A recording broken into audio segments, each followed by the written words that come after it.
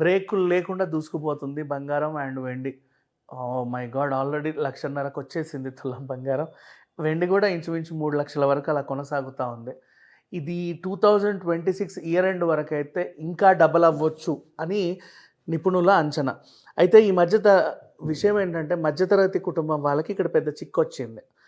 ఈ మధ్య ఏదో ఒకటి దాచుకోవడాలు ఎక్కువైపోయాయి మనకి.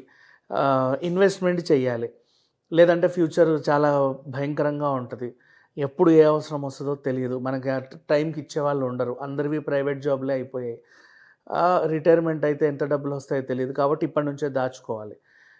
ఎలా దాచుకోవాలి, ఏ రూపంలో దాచుకోవాలి అంటే ఇన్వెస్ట్మెంట్. ఇప్పుడు ఇంట్లో డబ్బులు దాచుకుంటే అయిపోతాయి, బ్యాంక్లో పెడితే చిన్న వడ్డీ వస్తుంది, ఎవరికన్నా అప్పు ఇస్తే వాడు ఇస్తాడో లేదో తెలియదు, ఇట్లాంటి చిట్టీలు ఇస్తే ఎవడు మోసం చేస్తాడో తెలియదు. ఇట్లాంటి వాళ్ళకి అవకాశం ఏముందంటే పెట్టుబడులు అయితే బంగారం లేదా వెండి లేదా భూమి.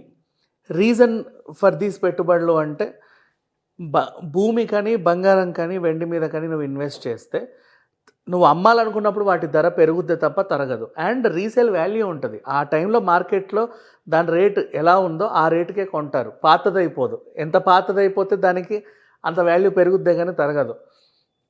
పాత బంగారానికి వాల్యూ ఎక్కువ యాక్చువల్గా చెప్పాలంటే, అంటే స్వచ్ఛమైంది మంచిది అని నమ్ముతారు కాబట్టి.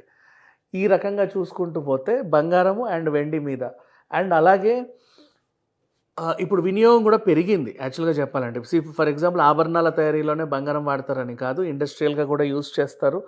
అండ్ ఒకప్పుడులాగా శారీస్ మీరు మామూలు గమనించండి, ఎన్ని షాపులు బయట కొంటే పట్టుచీర మినిమం 20,000 లేని ఒక పట్టుచీర రావట్ల.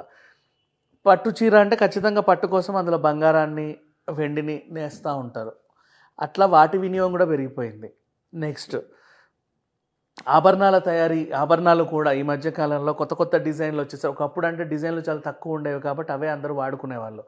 ఇప్పుడు బోల్డ్ అన్ని డిజైన్లు, పైగా బంగారానికి మీకు ఆప్షన్స్ ఉన్నాయి. 24 క్యారెట్, 22 క్యారెట్, 916 కేడియం, ఇట్లా ఈ 18 క్యారెట్, 14 క్యారెట్ గోల్డ్ కూడా వచ్చేసింది. అంటే రేట్లు తక్కువ కాబట్టి కొంటున్నారు, మళ్ళీ వాటికి రీసేల్ వాల్యూ కూడా ఉంది కాబట్టి పెట్టుబడులు పెడుతున్నారు. నువ్వు కొన్నప్పుడు 10,000 ఉంటే అమ్మే టైంకి అది 1,00,000 అవ్వచ్చు. భూమి అయినా అంతే, కొన్నప్పుడు ఇంత ఉంటే అమ్మేటప్పుడు ఇంకొండొచ్చు. వెండి అయినా అంతే. కాకపోతే బంగారం చాలా ఎక్స్పెన్సివ్ కాబట్టి ఈ మధ్య కాలంలో వెండి మీద చాలామంది మొగ్గు చూపుతున్నారు. బంగారం కంటే వెండి వాల్యూ ఎక్కువ పెరగడానికి అవకాశం ఏంటంటే, ఇప్పుడు ఎలక్ట్రానిక్ వెహికల్స్ చాలా వచ్చాయి. అండ్ యాక్చువల్గా మనకి కాపర్ కంటే సిల్వర్కే ఈ కరెంట్ పాసింగ్ తత్వం అనేది కొంచెం ఎక్కువగా ఉంటుంది. కాకపోతే సిల్వర్ని అలా మలుచుకోలేం కాబట్టి, ఎక్స్పెన్సివ్ కాబట్టి ఎక్కువ మంది కాపర్ యూస్ చేస్తారు వైర్లలో, అది వేరే గొడవ. కాకపోతే ఇప్పుడు సోలార్ ప్యానెల్స్ ఎక్కువైపోయాయి. ఎందుకంటే ఎక్కడి నుంచో విద్యుత్ రావాలి, అది ఆగిపోతే ఏం చేస్తారని చెప్పి చాలా పెద్ద పెద్ద కంపెనీస్ ఏం చేస్తున్నాయంటే వాళ్ళ తలకాయ మీద, అంటే రూఫ్ టాప్లో అక్కడే సోలార్ ప్యానెల్స్ పెట్టుకొని గ్రీన్ ఎనర్జీ కోసం వాళ్ళు వెంబర్లాడుతున్నారు. ఇక గ్రీన్ ఎనర్జీ అనేది మార్కెట్లో బాగా విస్తృతంగా దూసుకుపోవడానికి కారణం ఎలక్ట్రానిక్ వెహికల్స్, ఎలక్ట్రానిక్ బస్సులు, ఎలక్ట్రానిక్ ఇంకేవో వస్తువులు, ఇవన్నీ ఎక్కువ పెరిగిపోయాయి. అలాగే ఎలక్ట్రానిక్ గూడ్స్, టీవీలు, ఫోన్లు, ల్యాప్టాప్లు, అలాగే ఇవన్నీ కూడా ఈ మధ్యకాలంలో వినియోగం పెరిగింది. చాలామంది, ప్రతి ఒక్కరి ఇంట్లో ఇది ఉండాలి, ప్రతి ఒక్కరి చేతిలో ఫోన్ ఉండాలి, పిల్లల చేతుల్లో ట్యాబ్స్ ఉండాలి, ల్యాప్టాప్స్ ఖచ్చితంగా ఉండాలి ఒక ఏజ్ వచ్చిన తర్వాత. ప్రతి ఇంట్లో కనీసం అసలు ఏంటి ఈ నుంచి ఆడదాకా 100 ఇంచుల టీవీ అన్న ఉండాలి. టీవీకి కూడా అది పెరిగిపోయింది. పైగా ఈఎంఐ ఆప్షన్స్ పెరిగేసరికి ఎలక్ట్రానిక్ గూడ్స్ని విపరీతంగా కొంటున్నారు.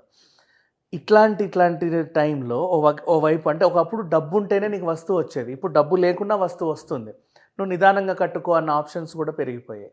ఇట్లాంటి టైంలో పెట్టుబడులు పెడుతున్నారు. కానీ ఇక్కడ మధ్యతరగతి వాడికి వచ్చిన సమస్య ఏంటంటే దేని మీద పెట్టుబడి పెడితే ఏది బాగుంటుంది అని.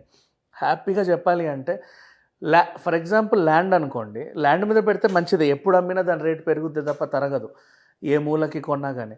కాకపోతే వాళ్ళకి ఒక టైప్ ఆఫ్ అమ్మే టైంలో ఒక వేదనకు గురవుతున్నారు. 1 ఇయర్ తర్వాత, 2 ఇయర్స్ తర్వాత, ఇక్కడ కొన్నాను అనవసరంగా ఫ్లాట్, వాడి మాట నమ్మి, అక్కడ కొనుంటే ఇంకా ఎక్కువ రేట్ వచ్చేదేమో, ఇటు కొనుంటే ఎల్ షేప్ ఇంకా ఎక్కువ రేట్ వచ్చి ఉండేదేమో, అప్పట్లోనే సరిగ్గా మాట్లాడుకొని ఉండాల్సిందని ఒక వేదన, ఎప్పుడు బాధపడతా ఉంటాడు. ప్రాపర్టీ కొన్నా కూడా ఇదొక టైప్ ఆఫ్ బాధ లోపల.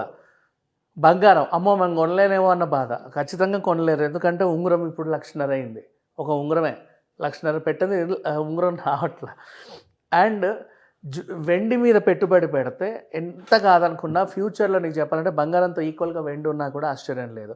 రేటు తక్కువ, హ్యాపీగా ఇన్వెస్ట్ చేసుకోవచ్చు, పాకెట్ ఫ్రెండ్లీ ప్రైజెసే ఉంటాయి. ఆభరణాల రూపంలో కొనుక్కో, ఇంకే రూపంలో కొనుక్కో నువ్వు.